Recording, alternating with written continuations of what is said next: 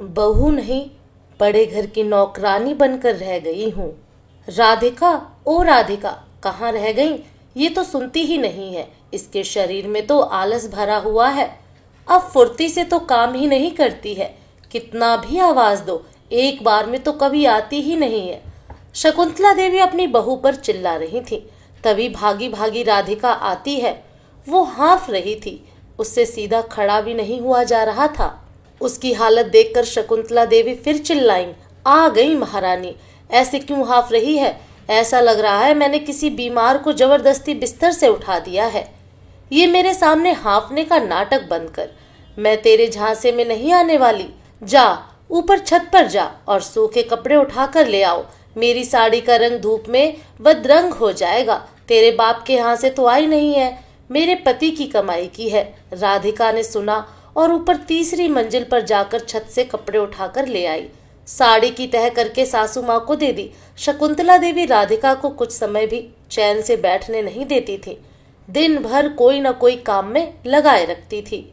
रसोई के काम से निपटो तो कपड़ों की अलमारी बिखेर देती थी। बर्तन मांज कर रखो तो दालें गेहूं साफ करने को बोल देती।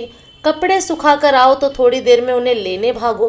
कपड़े छत पर पड़े रहें और उनकी तह न लगे जब तक राधिका को बैठने नहीं देती थी। राधिका एक शांत सरल स्वभाव की औरत थी।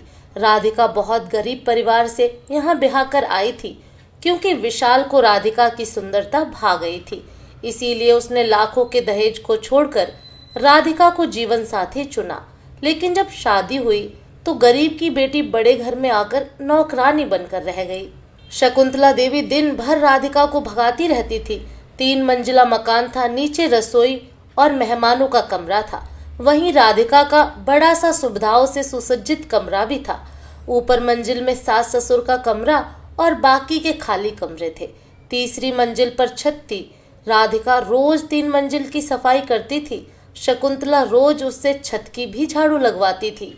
इसलिए राधिका थककर चूर हो जाती थी। फिर इतने लोगों का चाय नाश्ता खाना बर्तन भी करना होता।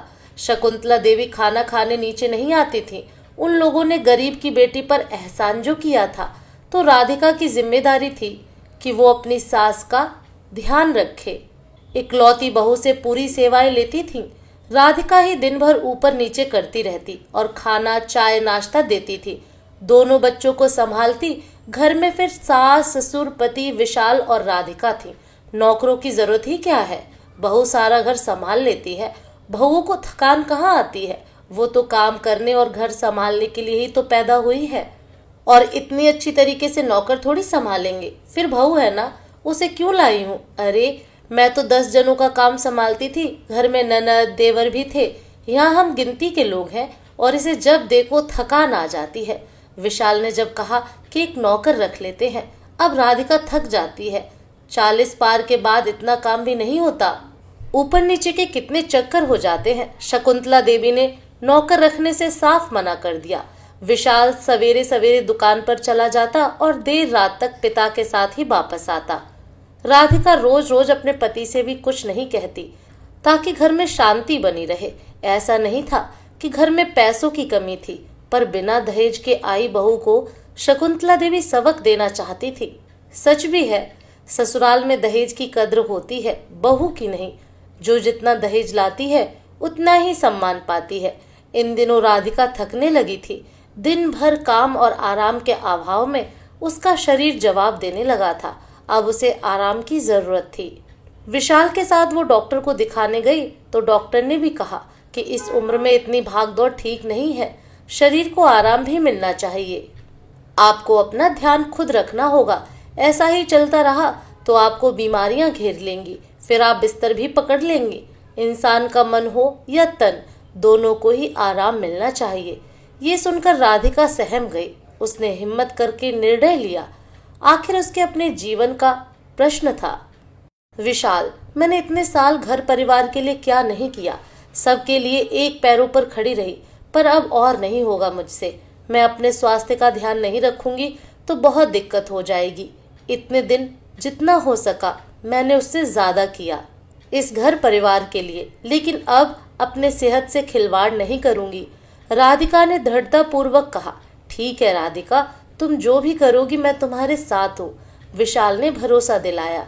घर पहुंचते ही सास बोल पड़ी, आ गई डॉक्टर को दिखाकर, बिना वजह घूमने का बहाना चाहिए था। अब घर के पड़े काम कौन करेगा, तेरे मायके से तो कोई आएगा नहीं करने के लिए। शकुंतला देवी ने फिर से ताना दिया। राधिका इस बार चुप नहीं रहने वाली थी। उसने तुरंत अपनी सास को जवाब दिया, माँ जी, मेरे मायके से आपका घर संभालने के लिए मैं आई हूँ, तो अब और कौन कौन आएगा। मेरी तबीयत आजकल ठीक नहीं रहती है, शरीर को आराम चाहिए। 6 सदस्यों का काम मैं अकेले संभालती हूँ। सफाई, बर्तन, कपड़े, खाना सब कुछ वर्षों से कर रही हूँ। अब मैं भी थकने लगी हूँ। मुझे भी नौकर की जरूरत है ताकि कुछ देर आराम कर सकूं। हर काम में अब भाग दौड़ नहीं कर सकती हूँ। आप एक औरत होकर औरत का दर्द नहीं समझती हैं। आपके अनुसार तो बहुओं को तो थकान ही नहीं आती है। आखिर क्यों? हर बहू क्या मशीन होती है? बहू क्या निर्जीव होती है? बहुएं सिर्फ और सिर्फ काम करने के लिए बनी है।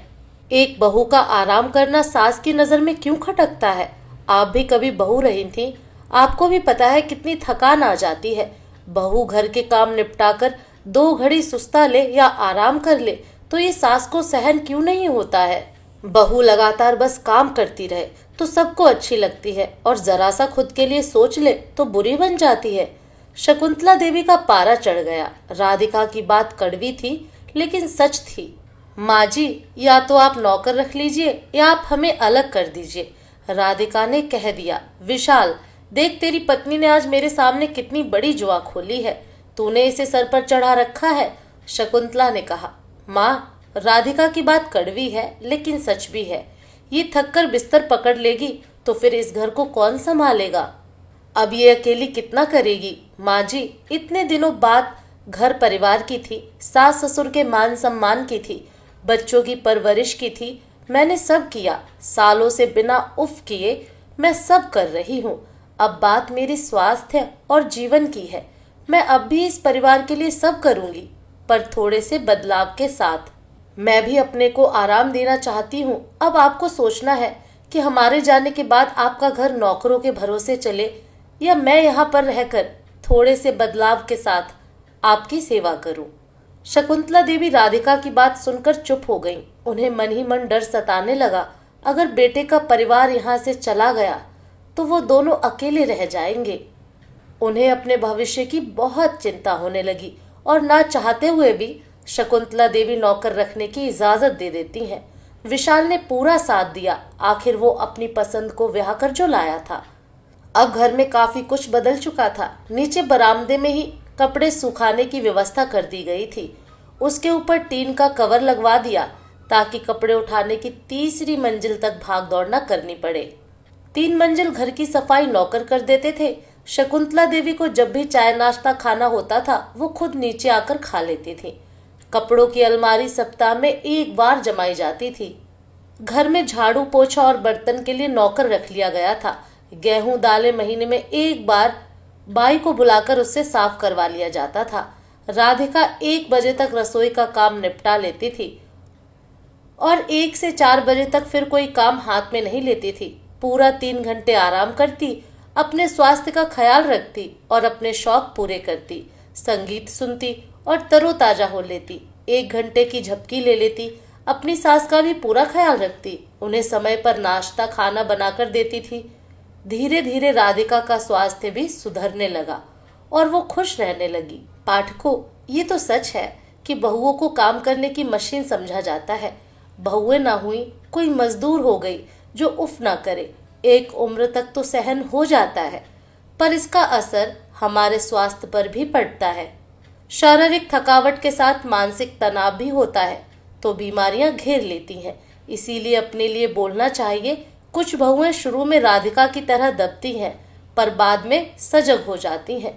कुछ जीवन भर बोल ही नहीं पाती, बस करती रहती हैं।